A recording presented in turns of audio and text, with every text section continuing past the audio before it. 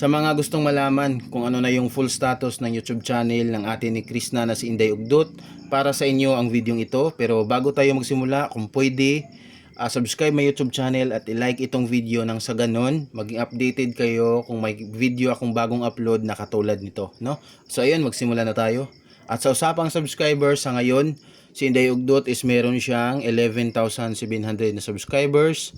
At itong katabi, ito po yung total views sa lahat ng video na nai-upload ni Inday Ugdot sa kanyang YouTube channel simula pa nung una. Ayan, umabot na ng 1,394,216 total views. Ayan, congratulations kay Inday Ugdot kasi umabot na pala ng 1 million yung total views sa kanyang lahat ng video na kanyang nai-upload. At sa ngayon, 38 videos pa lang ang na-upload ni Inday Ugdot sa kanyang channel. At ginawa ni Inday Ugdot ang kanyang YouTube channel noong September 25, 2020. So ayun, dati pa pala siyang merong YouTube channel. Sa wala pa, before na nagkasalubong yung landas ni Krishna at ni Sir Paul, is meron na palang YouTube channel si Inday Ugdot. So siguro wala pa siyang mai-upload noon at nag-upload lang siya nung natuklasan natin ng PB team or nila Sir Paul ang kapatid niya na si Krishna. So ayun, happy for Inday Ugdot, no, dahil nakapagsimula na siya sa wakas sa pagbablog. At dito naman, ito makikita nyo sa baba, ito po yung nadadagdag na subscriber sa YouTube channel ni Inday Ugdot sa loob ng 30 araw, no?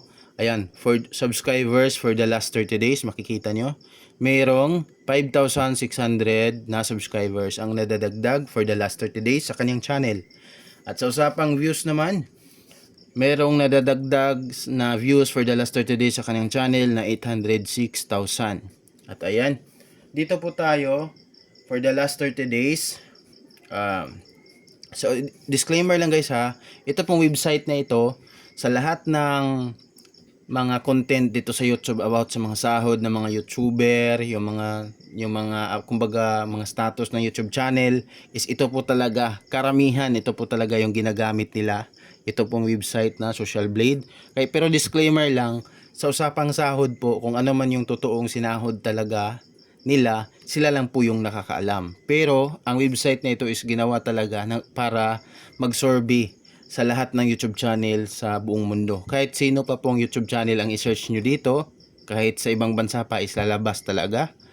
At dito sa, ayan, makikita nyo naman, di ba, monthly estimated earnings. So hindi talaga ito ang exactly na sinasahod nila. Kumbaga estimated lang ni Social Blade. Pero po, hindi po malayo dito. Itong estimated ni Social Blade, hindi po malayo sa totoong sinasahod ng creator. So disclaimer lang po guys ha. Dahil ayun, ito naman yung topic natin, kung ano na yung full status ng YouTube channel ni Inday Ugdot. So punta na tayo. Tapos na tayo sa subscribers for the last 30 days at views. So punta na tayo dito sa usapang sahod. So dito sa daily average, ito pong daily average is ito po yung estimated na pumapasok na kita ng YouTube channel ni Inday Ugdot sa isang araw. So ayun, si Inday Ugdot nag-daily average ng $107. So ayan, estimated po lang din ito ha. Itong daily average is estimated lang din ni Social Blade. Ayan, merong nakalagay dito sa taas, estimated earnings. So ayan, $107 yung estimated niya nakita sa isang araw. So i-convert natin yan into sa pera dito sa Pinas. 107 times 59. So ayan, ito po yung estimated na kita ni Inday Ugdot sa isang araw sa kanyang channel, 6,313. So ayun, so siguro ito po talaga, siguro magkatotoo pa talaga ito siguro kung araw-araw may upload si Inday Ugdot. Pero hindi naman araw-araw may upload siya, di ba? So hoping lang talaga na araw-araw na sila makapag-upload nang sa ganun consistent din yung pagtaas ng sahod nila. At syempre tapos na tayo sa kung ilan man yung sasahurin niya sa isang araw. At dito naman tayo sa weekly average. Itong weekly average guys, kumbaga ito yung total na kita niya na pumapasok na kita sa kanyang YouTube channel sa isang linggo. So ayun, si Inday Ugdot nag weekly average ng $706. So 706 times 59. Ayan, ito po yung estimated na kita na pumapasok sa isang linggo sa YouTube channel ni Inday Ugdot 41,644 pesos. So yun, congratulations kay Inday Ugdot, no. So tapos na tayo dito sa arawan, kumbaga, or sa lingguhan. Punta na tayo dito sa for the last 13 days meron pala. Dito sa weekly, meron pa pala guys, sorry ha. Weekly average meron, weekly. Meron pa pala ditong last 14 days. So ayun.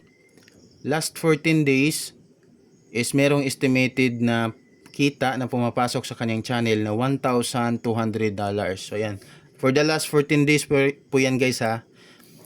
So ayan, 1,200 times 59.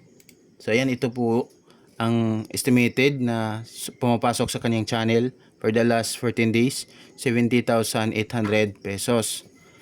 At tapos na tayo dito sa daily, weekly, and last 14 days. Punta na tayo dito sa monthly talaga. Kumbaga ito talaga yung dito sa monthly estimated earnings. Kumbaga ito talaga yung estimated na sasahurin na ni Inday Ugdot sa loob ng isang buwan. Kasi si YouTube naman is nagpapasahod yan sa kanyang mga creator isang beses sa isang buwan.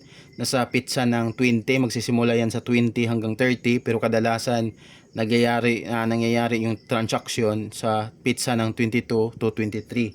So ito po yung monthly estimated earnings ni Inday Ugdot, $3,200.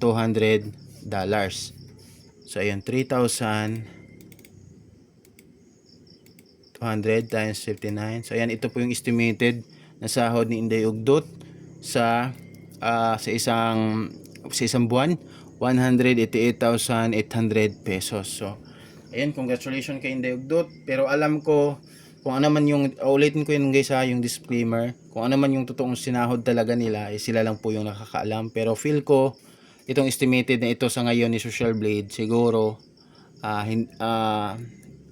medyo malayo ito, kasi alam naman natin na paminsan-minsan lang may upload si Inday Ugdot, may mga ilang araw na wala siyang upload.